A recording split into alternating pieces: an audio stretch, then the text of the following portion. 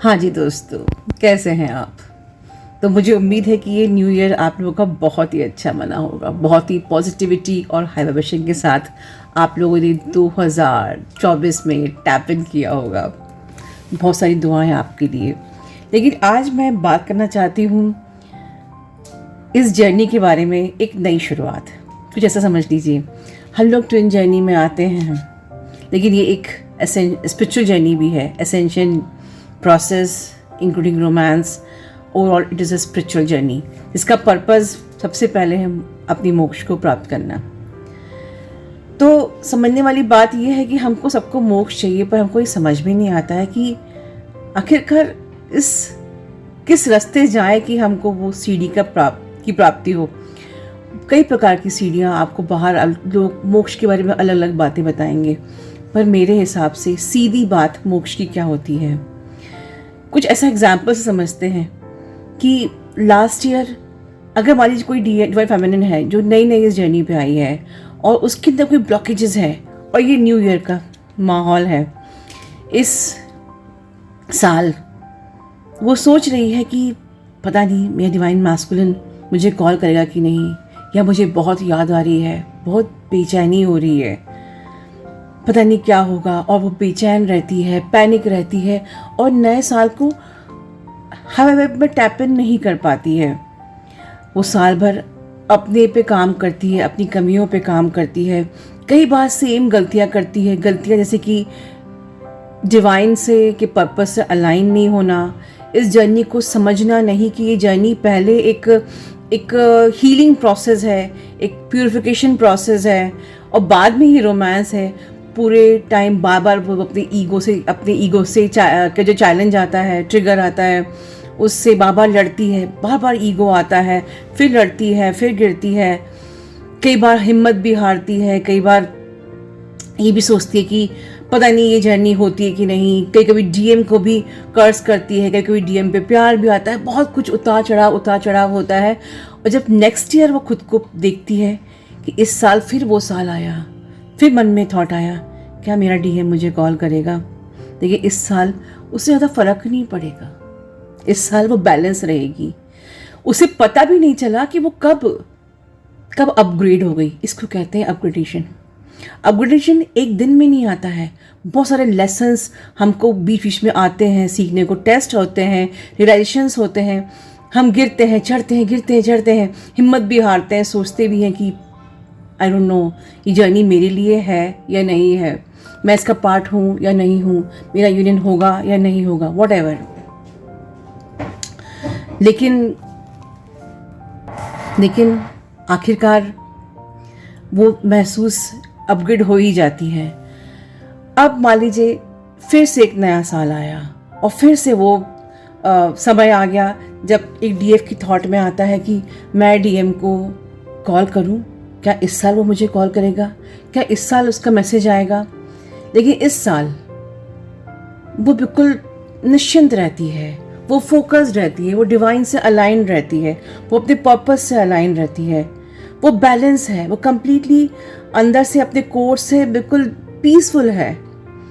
अपने डीएम को कर्ज भी नहीं कर रही है, अपने डीएम को ब्लेसिंग भी भेज रही है, खुद भी इंजॉय कर रही है, सेल्फ लव में भी है, बैलेंस भी है, काफ़ी कुछ कर्मा भी क्लियर कर लिया, काफ़ी कुछ टॉक्सिन्स भी रिलीज़ कर लिए, काफ़ी कुछ हील कर लिया कि अपने आप में अंदर से बहुत लाइट फील कर रही है। वो सारी पैनिक एनर्जी, वो सारी एक ऑब्सेस्ड एनर्जी सब रिलीज़ हो गई, और वो इसलिए इस साल अपने आप को बहुत लाइट फील कर रही है। तो देखिए, आपने एक लेसन को सीख लिया, इट टुक 2 years। तो हमें क्या होता है जब हम जर्नी पे नए आते हैं, तो हमें ये लगता है हमारा डीएम कब आएगा, कितना टाइम लगेगा। मतलब कहने का ये है कि ये जो एक लेसन को समझने में आपको अगर 2 साल लग गए, तो समझने वाली बात ये कि परमात्मा ने ये पूरी लाइफ आपको इसलिए दी है कि you have sufficient time to learn all your lessons and then come to me to get moksha. देखिए, हम क्या करते हैं, हम पूरी लाइफ को वेस्ट कर देते हैं ये सोचने में कि कब मेरी जॉब लगेगी, कब मैं पैसा कमाऊंगी, कब मैं एंजॉय करूंगी, कब शादी करूंगी, कब बच्चे करूंगी। यस, वो भी ज़रूरी है क्योंकि हमने ह्यूमन बॉडी पाई है, तो वो सब पार्ट ऑफ आवर इस जर्नी, इस ह्यूमन बॉडी, इस 3D के में ज़रूरी है। But thing is this, spirituality ये सिखाती है कि आपको एक तो टाइम का, आपको जो टाइम दिया है, नंबर ऑफ द ईयर्स जो दिए हैं भगवान ने, वो आपको इसलिए दिया कि तुमको इतने ही ईयर्स में, तुम्हारी जितनी तुम्हारी यात्रा है, तुम जब से पैदा हुए हो और तुम्हारी जो लास्ट ब्रेथ है, तुमको इस यात्रा में अपने सफिशेंट सारे लेसन लर्न करने हैं और आराम से लेसन लर्न करो। मतलब खुद को जज मत करो। और जब हम खुद को जज करना बंद कर देते हैं, वहीं से आपका मोक्ष शुरू होता है। क्योंकि मोक्ष का मतलब क्या होता है? Nothing right, nothing wrong. मैंने गलती करी, it's okay, nothing right, nothing wrong. मैंने फिर गलती करी, it's okay, again it's okay, nothing right, nothing wrong. मैंने 10 बार गलती करी, कंप्लीटली फाइन। नेवर जज योर सेल्फ कि मैं बार बार गलती कर रही हूँ, मैं सीख ही नहीं पा रही हूँ। क्योंकि जहाँ हम खुद को जज कर रहे हैं, वहाँ अभी भी हमारा दिमाग हम पर हावी है। और जब ये दिमाग हम पे हावी होना बंद हो जाता है, वहीं से हमारी मोक्ष की यात्रा चालू होती है। तो मेरे हिसाब से मोक्ष को प्राप्त करने का रास्ता ये है कि अपने कंप्लीट ईगो को शैटर करना, कि आप पे आपका दिमाग हावी ना हो। आप गलती कर रहे हो, उस गलती से लेसन लर्न करो। वो गलती फिर हो गई, it can take maybe 1 year 2 year, हो सकता है ये एक बार में ही आप उस गलती को हील कर लो, सॉल्व कर लो। मे बी कि ये 10 बार में आप हील करोगे। बट नेवर एवर जज your self, but never ever give up. Give up नहीं करना है, खुद को जज नहीं करना है, गिल्ट में नहीं जाना है कि मुझसे गलतियां क्यों हो रही हैं। मैं डीएम के लिए ऑब्सेस्ड हूँ, इट्स ओके। मैं नेक्स्ट ईयर फिर ऑब्सेस्ड हो गई, कंप्लीटली फाइन। कभी ना कभी तो होगा ना कि मैं बैलेंस हो जाऊंगी। बस गिव अप नहीं करना है। तो इस साल की शुरुआत हम इसी लेसन से करते हैं कि हमें जो भी लेसन्स आएंगी, जो भी हमारी हीलिंग साल भर में होने वाली है, हम खुद को जज नहीं करेंगे। हम एक्सेप्टेंस के मोड में आएंगे। हम अपनी स्पिरिचुअल टीम पे ट्रस्ट करते हैं, हम अपने गाइड्स पे ट्रस्ट करते हैं, यूनिवर्स पे ट्रस्ट करते हैं कि उन्होंने हमारे सब कुछ प्लान किया। Everything is प्रीडेस्टाइन्ड। यूनिवर्स को पता है कि आप कितने समय में सीखने वाले हो। It's completely fine. खुद को जज नहीं करना है, बस हमें सीखना है और सीखते रहना है, चलते जाना है। जर्नी का मतलब क्या होता है? बस चलते जाओ। मोक्ष का प्राप्त हो जाएगा, पता भी नहीं चलेगा।